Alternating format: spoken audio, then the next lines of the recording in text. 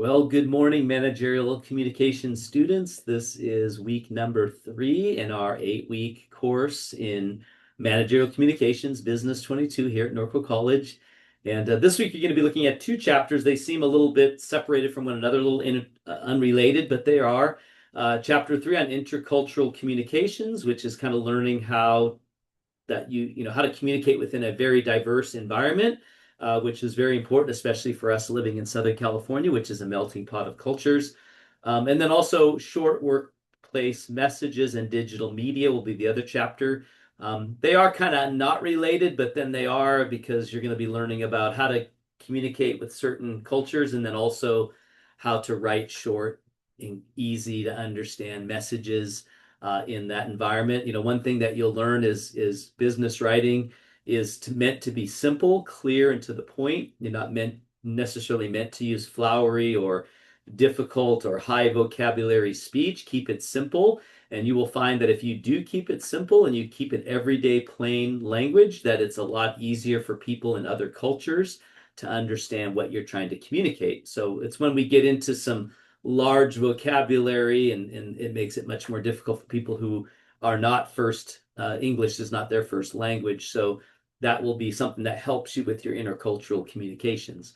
So that's what we're going to be looking at. Let's go ahead and take a look at your assignments for this week in case there's something I need to clarify there. So let's share our class in Canvas. Here we are. I'm going to just scroll down here. We're in module number 1 for our final week. So again, module number 1 ends this Sunday coming up. That also means that your first discussion post assignment is going to be due and your individual presentation assignment is going to be due. So I did do a Zoom session on this last week and I did send an email out. Unfortunately, it was on Thursday of that Zoom session recorded.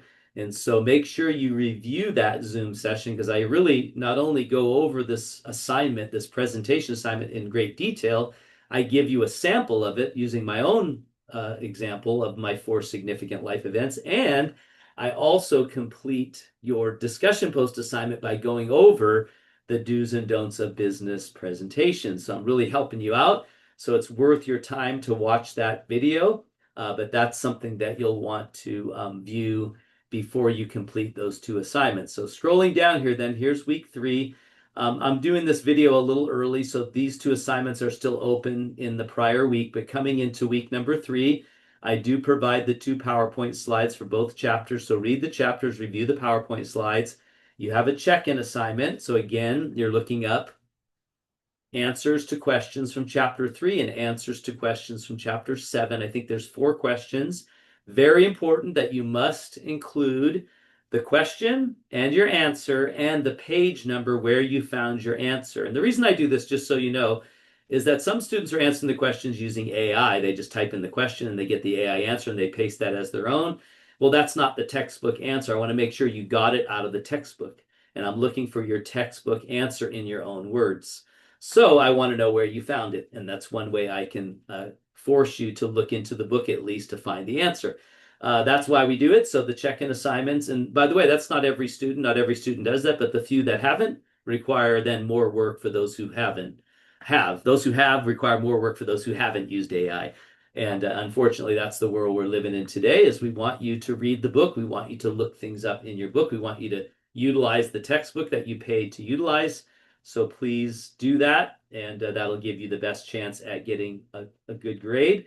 Then you have your first exam as well. So your exam is based on all of the chapters that we looked at up to this point. So chapter 1, chapter 2, chapter 3, chapter 14, and chapter 7. So make sure you review those chapters. The best way to prepare for the exam is to review all of the quizzes that you've taken because the same test pool for the quizzes is used on the exam. So chances are you will see some duplicate questions.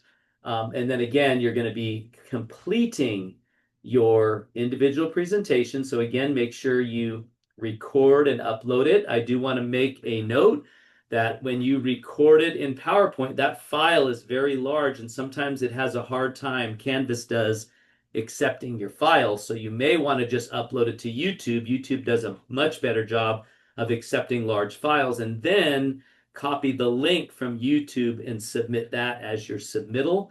And that's just as good. In fact, it's easier for me, to be honest, because I open YouTube and I can keep Canvas open. I can grade while I watch your video. If you upload it as a PowerPoint, it kind of overtakes my computer. So I have to watch your whole presentation, then go back, take notes and then go back and grade it after. So either way is fine, but if you can send it to YouTube, it might make it a lot easier to upload. I have students every time wait till 10 o'clock at night. They're trying to upload it. It's not uploading, and then they're freaking out. So just go to YouTube and it'll be a lot easier for you to do that. And the link is instantly created. You just copy the link into your assignment submittal and you're done. Also note, you do need to also comment on other students' presentations. So you do need to go in there and view other people's presentations, make some comments on them. That is a part of your grade. Then you are also going to be continuing, or excuse me, completing your discussion post number 1, which is the do's and don'ts of effective business presentations. Again, you should have made your initial list week 1. You should have commented and viewed other students' list week 2. This week, you need to submit your final list, and it should be done in that order in order to get the full score for that assignment. So, and when you are creating your final list, don't comment on your initial list. Just create a brand new reply to the initial prompt and create a whole new final list. You can cut and paste your old one if you're going to edit it, but don't just change your initial list. Make a brand new full list that says final list. All right, well, that's it for week number 3. We'll be starting a new module next week where we're going to be getting into business writing, and I am going to be doing a Zoom session on that on Wednesday. You'll have 3 weeks to do some of the assignments here, but it's going to be 3 weeks of writing assignments, so you're going to have one right away. So I highly encourage you to join me on the Zoom session, and you'll hear everything that I'll be looking for in all of your writing assignments, as well as going over the second discussion post, which will be the do's and don'ts of business writing. So I'll be going over that as well. All right, well, have a great week, and you will all see me on video again next week. If you have any questions or concerns, please don't hesitate to reach out via email, text, or meet me in my office hours.